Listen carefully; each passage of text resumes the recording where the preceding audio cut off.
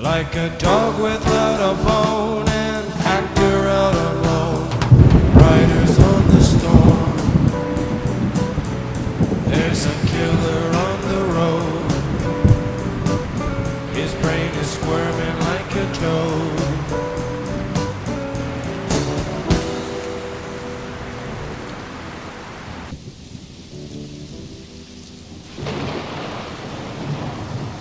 Φίλες και φίλοι, καλησπέρα. Άλλο ένα επεισόδιο Κλασσί Καφέ με Γιώργο Χατζηρίγα. Αλέξανδρο Χριστοβασίλη. Και αυτή τη φορά έχουμε ένα ιδιαίτερο καλεσμένο, το Σάβα Τζιλάβη. Καλά το είπα, Σάβα? Σάβα Τζιλάβη, ναι, Σάβα καλά. Τζιλάβη, ωραία. Συνήθως κάνουμε όλοι λάθος στον τόνο. Λοιπόν, Σάβας και φίλος. Και αγωνιζόμενος. Αγωνιζόμενος από ό,τι ξέρω. Νέος αγωνιζόμενος. Νέος αγωνιζόμενος.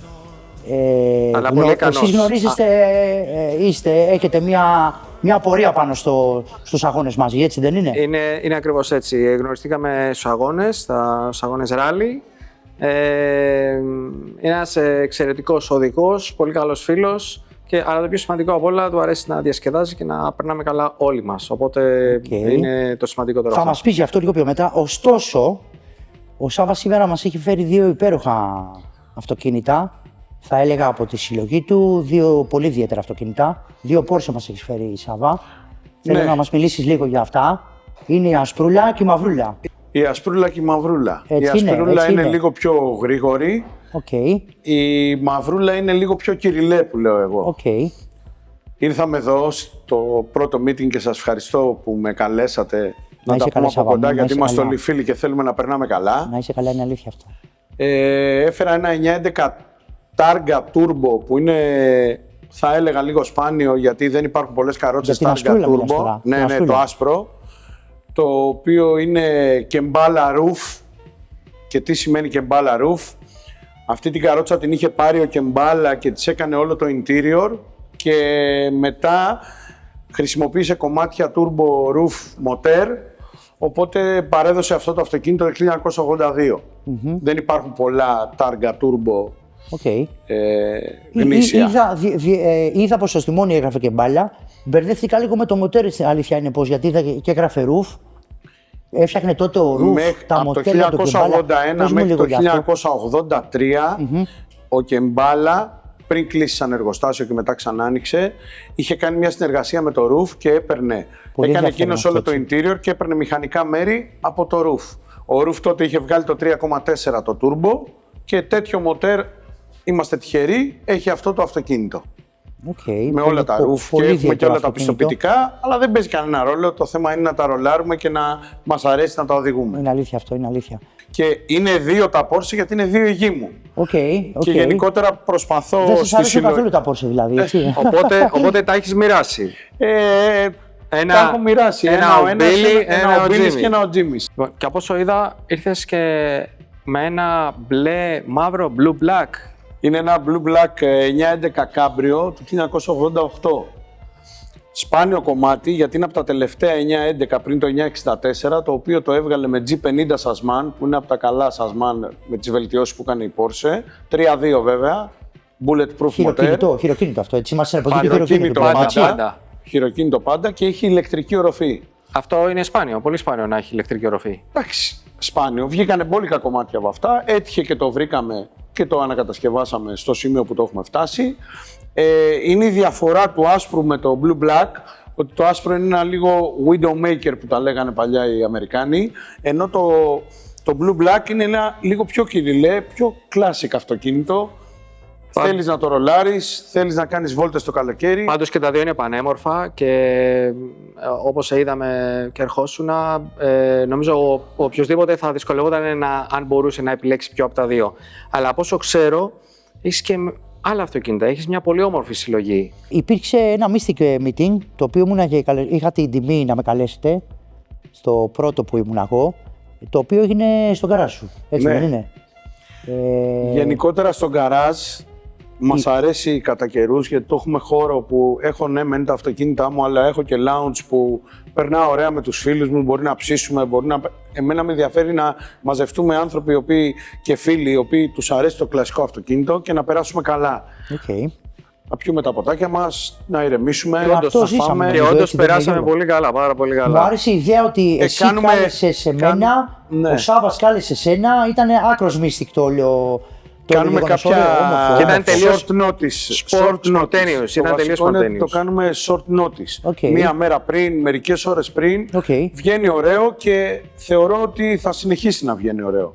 Γιατί το κάνουμε για να περνάμε καλά. Και όταν έχουμε την ίδια αγάπη όλοι για το κλασικό αυτοκίνητο, θεωρώ ότι ο Γιώργος, εσύ, όλοι, θα περνάμε καλά. Εγώ μέσα σε αυτή την όμορφη γκαραζάδα, όπως ήθιστε να τη συζητιέται στους φίλους του αυτοκινήτου, ήταν και πολλά άλλα διαφορετικά και όμορφα αυτοκίνητα. Θες να μας πεις για τα αυτοκίνητα που βρίσκονται εκεί? Εννοείται, δεν τα έχουμε για να τα κρύβουμε, γιατί μας αρέσουν.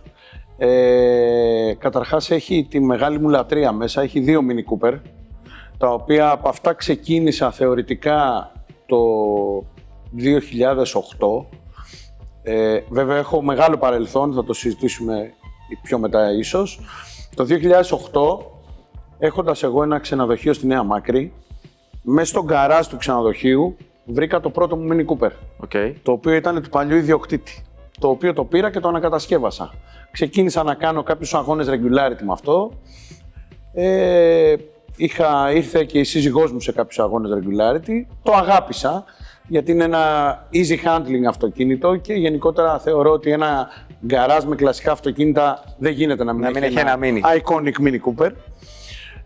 Μετά όταν ήρθαν και οι 2 γη μου, τα έκανα 2, για να έχει ένα ο ένας και ένα ο άλλος.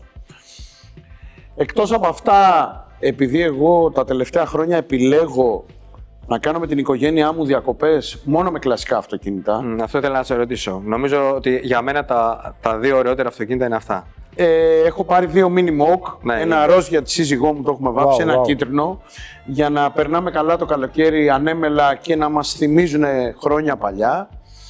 Εκτός λοιπόν και από τα Mini Moog. Έχουμε 2 Escort, τα οποία έχω επιλέξει τα τελευταία 3 χρόνια και κάνω κάποιους αγώνες χώματος, εκεί που έχουμε γνωριστεί εμείς. Σωστά. Και έχω 2 Escort RS 2000 και τα 2. Έχω ένα Αλφα Ρωμαίο Giulia, το οποίο μου αρέσει πάρα πολύ, γιατί είναι ένα classic αυτοκίνητο ιταλικό Και απίστευτο χρώμα. και είναι ένα πάρα πολύ ωραίο Απίστευτο χρώμα. Εκτός από τα Porsche, έχουμε ένα νέο αυτοκίνητο που μπήκε πρόσφατα στον γκαράζ, το οποίο ήταν το τελευταίο απόκτημα, το οποίο έχει αφήσει μεγάλη ιστορία στους ελληνικούς αγώνες αυτοκινήτου. Σωστά. Το οποίο είναι το Subaru Impreza του Πάνου του Χατζητσοπάνη, το οποίο έχει κερδίσει 3 πρωταθλήματα. Ήμουνα το οποίο, παρόν και τα είχα δει. Πραγματικά είχε οδηγηθεί υπέροχα αυτό το αυτοκίνητο. οποίο το αποκτήσαμε πέρσι, το απόκτησα πέρσι και λέω αποκτήσαμε γιατί θεωρώ τον γκαράζ δικό μου και των γιών μου κυρίως, γιατί λατρεύουν και εκείνη τα αυτοκίνητα, ενώ είναι 8 και 10 ετών, τους έχω βάλει σε όλη την οτροπία του κλασικού αυτοκινήτου. Family πολύ καλά business έχεις λοιπόν. κάνει. Family business. Ναι, οπότε αυτό σύντομα θα το ετοιμάσουμε να κάνει κάποιους αγώνες. Όχι για να κερδίσει κάποιους αγώνες. Άρα για να το ξαναδούμε. Για να το ξαναδούμε σε ξαναθυμηθούμε. κάποιους αγώνες, γιατί είναι iconic αυτοκίνητο των ελληνικών αγώνων αυτοκινήτου. Αν μου επιτρέπεις, επειδή την είχα ζήσει αυτή την εποχή, ήταν το αυτοκίνητο που έτρεχε ο Πάνος ο Χατζητσοπάνης. Ναι. Ένα Subaru Impreza, το οποίο πήγαινε κόντρα στα Mitsubishi, τα Lancer τότε. Ίσως να ήταν τώρα αν δεν, εύχομαι να μην αδικώ κάποιον άλλον οδηγό, ίσως ήταν το καλύτερο Subaru απέναντι στα Mitsubishi, αν θυμάμαι καλά. Ισχύει και θα σου πω το γιατί έψαξα λίγο την ιστορία του εγώ. Το αυτοκίνητο ήρθε από την Ολλανδία έτοιμο, έτρεξε ένα αγώνα κάποιος Βέλγος στην Ελλάδα και μετά το πήρε ο Πάνος ο Χατζητσοπάνης. Είχε πάρα πολλά ανταλλακτικά πάνω από την ProDrive, οπότε είχε στα χέρια του καλό υλικό Πάνος για να δουλέψει και θεωρώ ότι του αξίζει αυτού του αυτοκινήτου να ξαναβγεί έτοιμο, Σίγουρα. φτιαγμένο σωστά. Πέρα βέβαια και από το απίστευτα πληθωρικό τάλεντο του Πάνου του Χατζητσοπάνη. Ναι, σίγουρα δεν το συζητώ. Ο άνθρωπος έχει αφήσει ιστορία στους ελληνικούς αγώνες αυτοκινήτου. Βλέπω μεράκι και στο κλασικό και στο αγωνιστικό. Βλέπω και τα δύο. Στην αρχή με μπέρδεψες λίγο, είδα πολλά Ιταλικά, μετά είδα πολλά Γερμανικά, πολλά Αγγλικά. Μ' αρέσει αυτό το σύμπλεγμα που ασχολείσαι έτσι, που δεν είσαι ιδιαίτερα καρφωμένο σε ένα κρατήδιο, ας πούμε.